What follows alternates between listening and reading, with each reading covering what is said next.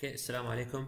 This is our module 1, week 1, part 1 lecture for computer systems architecture. So in this lecture, we are going to talk about the computer system architecture introduction. So mainly, we are going to cover in this module, our focus will be on VHDL programming. As you are going to see, our lab and tutorial will be covering the same topic. So pushing forward, we are going to see the modules. We are going to have module 1, which is our introduction. Then we are going to have VHDL programming 1 and VHDL programming 2. Our course learning outcome for this module will be develop and test a VHDL program of basic digital components. So our program objectives, as you know, for now you are in level 4, so we have these program objectives, 11 program objectives, and these program objectives are mapped with the course learning outcomes in these slides. In this course, we are going to have 6 different course learning outcomes. The first learning outcome talks about VHDL. The second learning outcome talks about the instruction set and basically the single cycle computer. The third learning outcome talks about the design of computer arithmetic. How do we do the design of computer arithmetic? Then we are going to discuss the data path and pipelining in details. We are going then to discuss RISC and CISC, which are reduced instruction set computer and complex instruction set computer. Finally, we are going to analyze the memory systems and interface systems. So all of these will be divided into 4 different modules, and during our modules we are going to have 3 weeks, module 1 and module 2. Then we are going to have our mid exam or mid test. Then we are going to have modules 3 and modules 4. Then we are going to have our final test. So this is basically the idea that we are going to have. So what should you already know? I expect you by now at least to know C++ and C. C++, we studied C++ in COMP4200, and C, hopefully, we did study this in COMP4300, which is microprocessors and microcontrollers. I expect you to know how to create and organize and edit files, how to represent and operate positive and negative numbers in binary form. How do we do negative numbers? You know, 1's complement, 2's complement, and signed magnitude. I hope that you all remember this. Anyway, once we need them, I'm going to revise them. Finally, how to design a combinational circuit. This is all we are going to talk about during this lecture. Now, the samples of programming languages. This is C. This function will do what? It will swap integer v with integer k. So it will take the contents of integer v and swap it into integer k. It's quite simple, okay? We can do the function. It says temporary vk, then add to k1 and move to temporary. This is how you do the function. Remember this, we did this in assembly last semester, and we said if you want to swap 2 numbers in assembly, it will take much more instructions. So another example is this program. It will do the same as this one, but as you can see here, if I gave you this code and did not tell you what the program will do, it will be a little bit difficult to do these operations because this is done in low level language.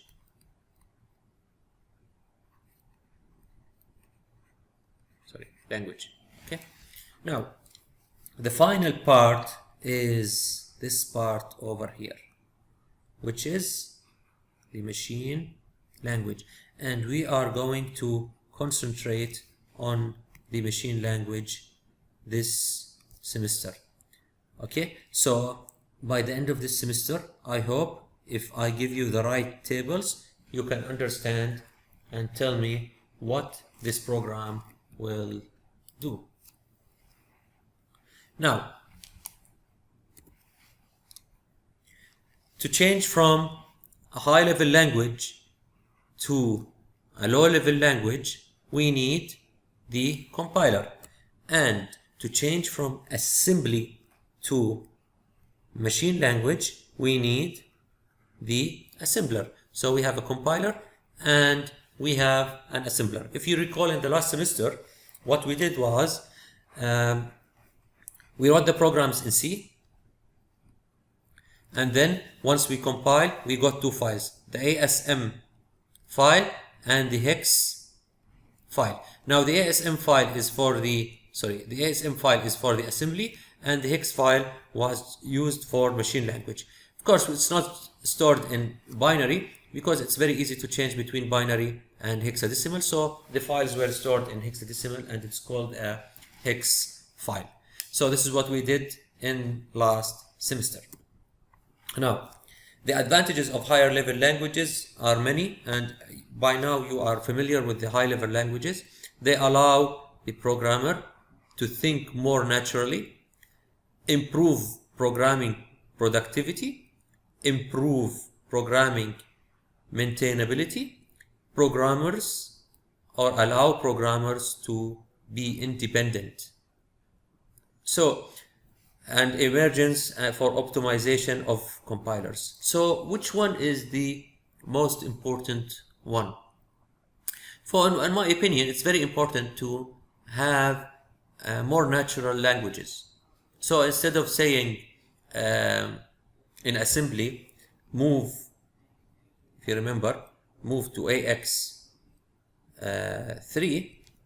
it's easier to say AX is equal to 3.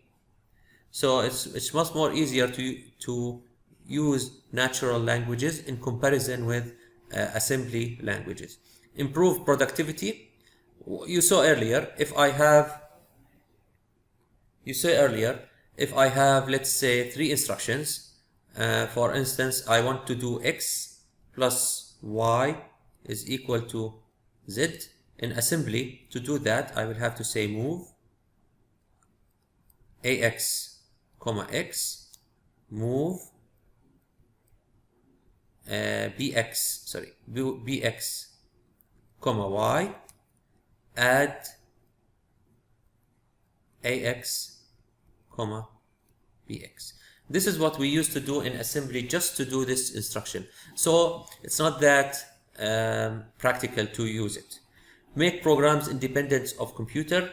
Earlier, when you wanted to write a computer program, if you are using an Intel processor, then you have to go for an Intel computer to run it. If you are using an AMD, then you are going to go for AMD. This problem made programs very difficult to move around and not portable.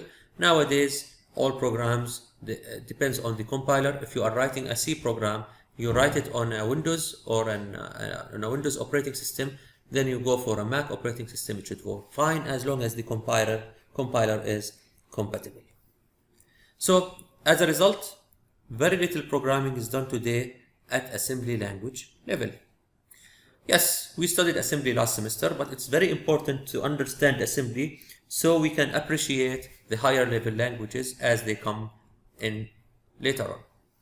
Now, the machine instruction set architecture is described by machine capabilities and performance characteristics are principle of the function unit, meaning the registers, ALU, and memory.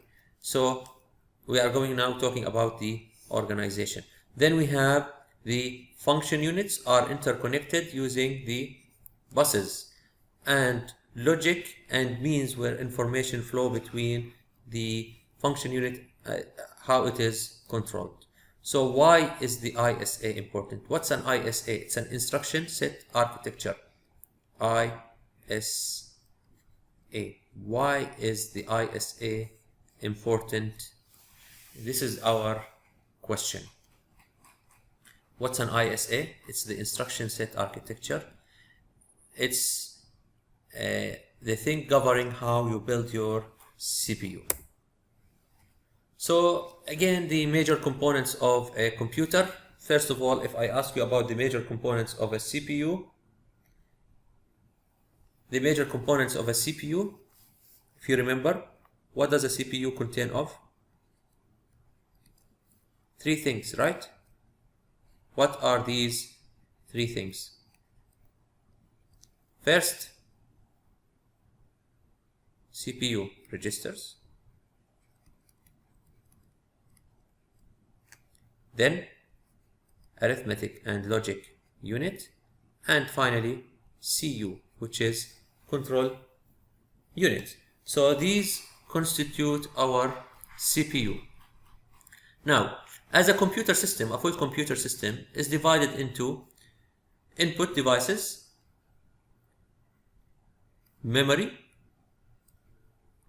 a data path to process the information, the controller, and output devices.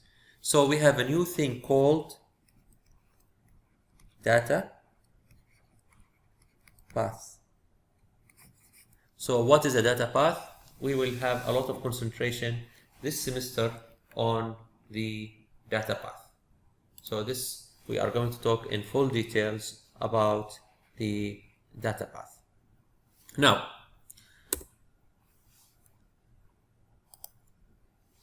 Moore's law.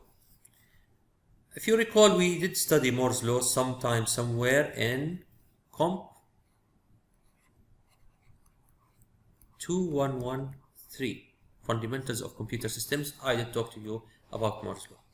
So the transistor density of a chip doubles every 1.5 to 2 years. Meaning, if today I have 5 Omani Riyals and I go to buy a memory, I will go and buy a memory, let's say, of 16 gigabytes.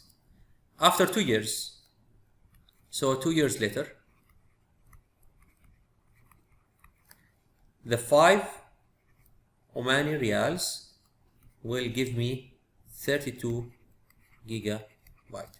Another 2 years, the same 5 Omani Riyals will still give me 64 gigabytes. So the density tends to double every 1.5 to 2 years. Processors, they increase in capacity around 20 to 30% per year, and clock rate increases up to 20% per year. So this is a law, and I ask you here to think, what is the difference between a law and a theory? What is the difference between law and theory is our question. So computer architecture, 3 interrelated things. We have the instruction set architecture, the organization, and the hardware. 3 things that govern the computer architecture. So the ISA is the boundary between software and hardware. We are going to discuss this in further details. The organization, it's a high-level aspect of computers design, memory systems, buses, and computer arithmetics. Finally, the hardware for all of this is the logic design and the packaging technology. Now, how or where do we start is our basic question. So I will stop here for this part, and I will see you again in part number 2, inshallah.